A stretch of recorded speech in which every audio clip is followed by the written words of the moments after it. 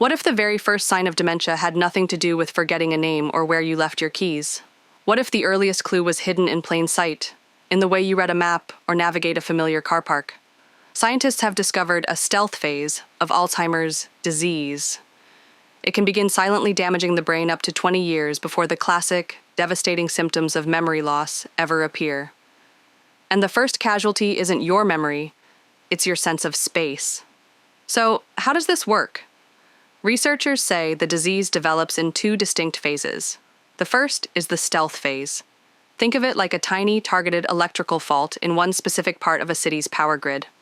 During this phase, long before memory is affected, a few vulnerable cells are lost in the part of your brain that acts as your internal GPS.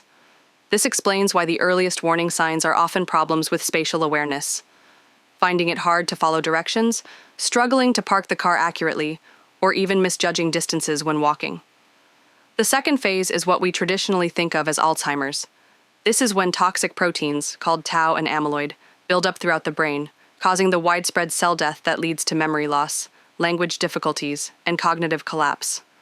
This discovery is critical because the scale of the dementia crisis is staggering.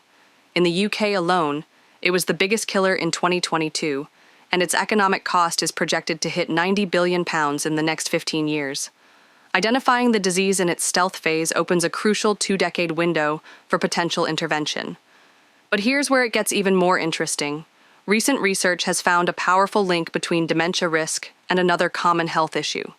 Scientists in South Korea discovered that suffering from metabolic syndrome increases a person's risk of early onset dementia by a shocking 24%. So what can you do with this information? This isn't about causing alarm, it's about empowerment. Metabolic syndrome is diagnosed if you have 3 or more of 5 specific conditions: high blood pressure, high blood sugar, excess belly fat, high triglycerides, which is a type of blood fat, and low good HDL cholesterol. The risk climbs with every condition you have.